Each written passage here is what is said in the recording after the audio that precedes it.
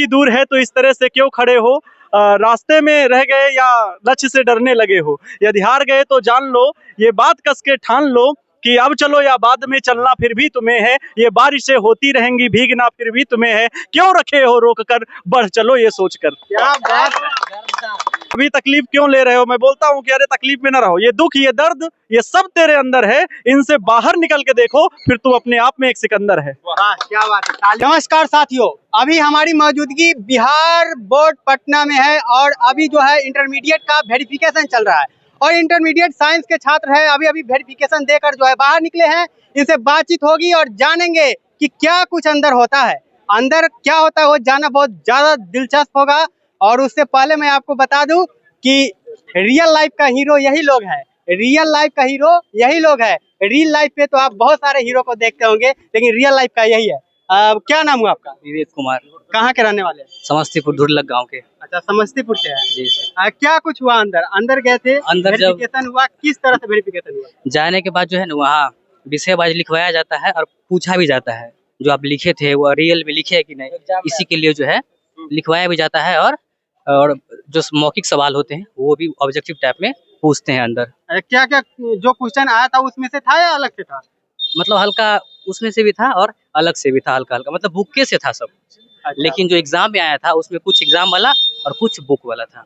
जाने से पहले क्या मतलब फील कर रहे थे जब अंदर एंट्री ले रहे थे, उस समय कैसा लग रहा था और जब निकले बाहर उस समय की खुशी कैसा था? जा रहे थे तो हल्का सा डर था, लेकिन आने के वक्त में जब इंट्रोडक्शन हो गया बढ़िया से, इंटरव्यू दे दिए, तब लगा कि हाँ बहुत बढ़िया गया इंटरव्यू और इसके लिए बहुत बहुत अच्छा लग रहा है। बहुत अच्छा लगा, बहुत खुश भी है। और किस तरह से तैयारी रही आपकी, कितने घंटे पढ़ाई करते थे, किस तरह आपका रूटीन था, किस तरह आप करते थे?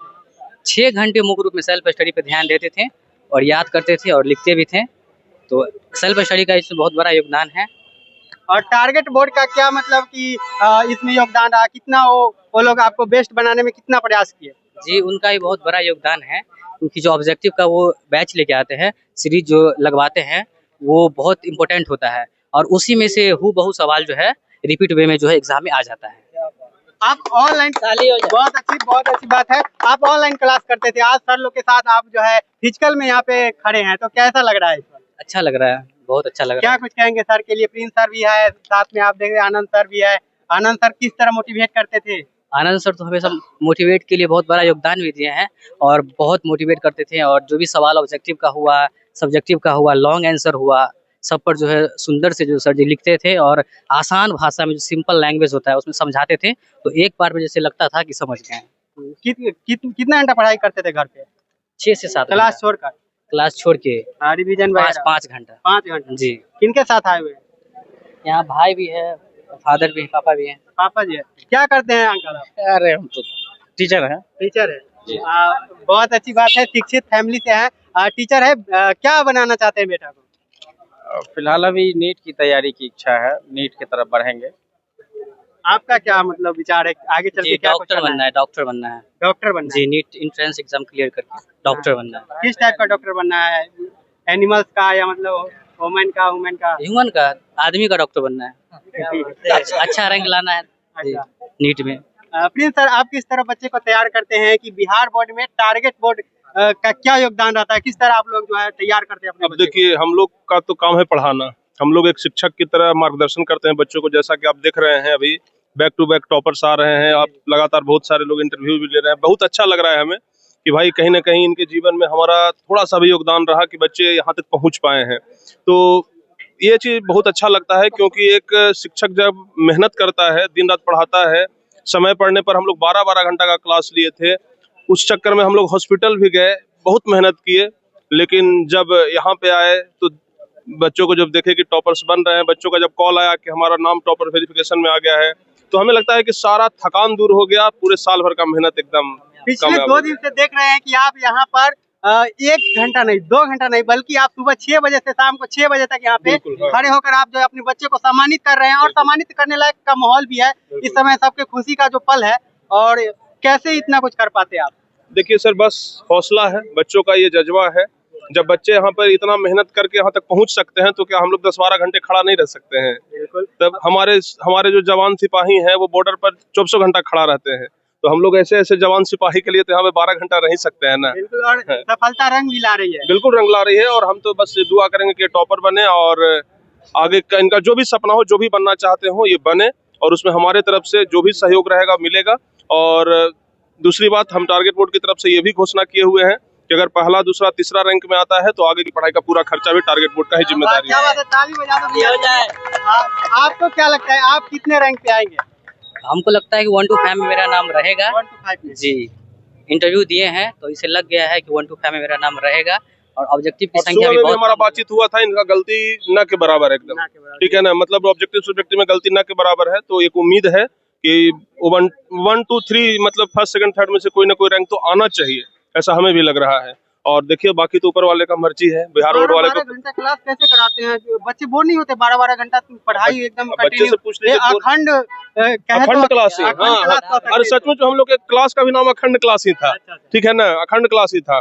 और 12 घंटे बोर कैसे होंगे? जब पढ़ाने वाले शिक्षक अच्छे रहेंगे तो फिर बोर कैसे होंगे? 2.5 घंटा का लोग फिल्म जब बढ़िया नहीं रहता है ना, तो लोग बोर हो जाता है, फिल्म आधा से काट के भाग जाता है कि नहीं देखेंगे अब। लेकिन पढ़ाई अगर 12 घंटा लोग पढ़ रहे हैं तो कहीं ना कहीं उनको फिल्म से ज्यादा बढ़िया नहीं मिल रहा होगा। एक बच्चा बोला कि आनंद सर बहुत ज्यादा मोटिवेट करते हैं। कहाँ है आनंद सर? आनंद सर कहाँ है? आनंद सर कहाँ है? हाँ। देखिए, आनंद सर गायब हो जाते हैं, लेकिन उनकी जो है आवश्यकता यहाँ पे है, क्योंकि बच्चे को मोटिवेट आनंद सर ही करते हैं। यहाँ पे ये कैसे मोटिवेट करते हैं आप अपने स्टूडेंट को? स्टूडेंट को सर पता क्या है ना, जब लॉन्ग क्लासेस चलती हैं थोड़ा सा लंबे समय तक के लिए, तो बच्चा बीच में डिमोटिवेट होता है, क्लास छोड़ के जाने लगता है। और मैंने जब 12 घंटे की अखंड क्लास ली थी तो उसमें 10,000 बच्चे लाइव जुड़ करके पढ़ रहे थे, और फिर धीरे धीरे 4,500 तक मॉर्निंग के 6 बजे तक जुड़े हुए थे, शाम 6 बजे से लेकर के सुबह 6 बजे तक। तो ये बच्चों का प्रेम है हमारे प्रति, और हमारा भी प्रेम बच्चों के प्रति, जिन्होंने फिजिक्स जैसे सब्जेक्ट को एकदम हलवा और आसान बना दिया, क्योंकि हमने आसान भाषा में पढ़ाने का पूरा प्रयास किया था।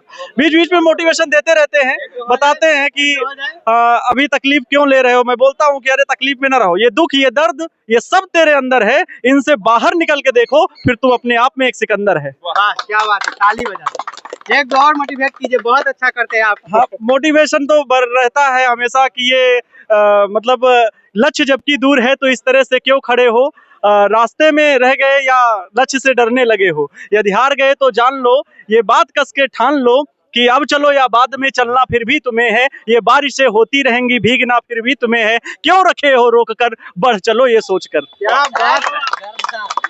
आप आपसे फिर आएंगे, सवाल करेंगे, लेकिन उससे पहले आपसे एक सवाल है कि टारगेट बोर्ड का क्या टारगेट है?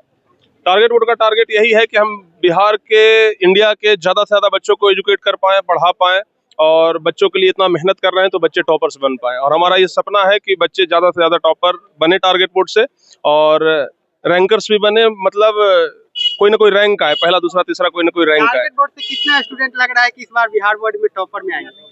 लगने के लिए तो बहुत लग रहा है कि बहुत सारे बच्चे आएंगे, चूंकि लगभग 37-38 बच्चों का इंटरव्यू हुआ है। 37-38 हो गए? हाँ, और अभी अंदर भी है? अभी हाँ, कुछ बच्चे और अंदर हैं जो निकलेंगे अभी।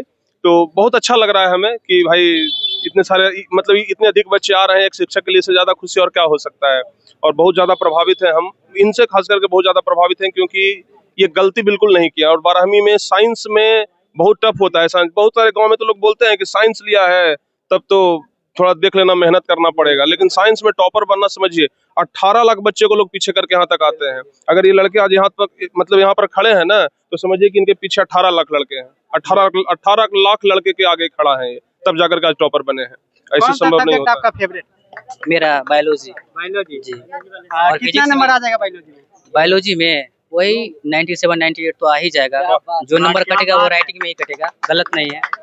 तो बायोलॉजी वाले सर बोले 98 आएगा। हाँ, पढ़ा होगा तो जरूर आएगा, और अच्छे से उसने पेपर भी दिया है और कह भी रहा है कि सारी चीजें उसकी सही हैं।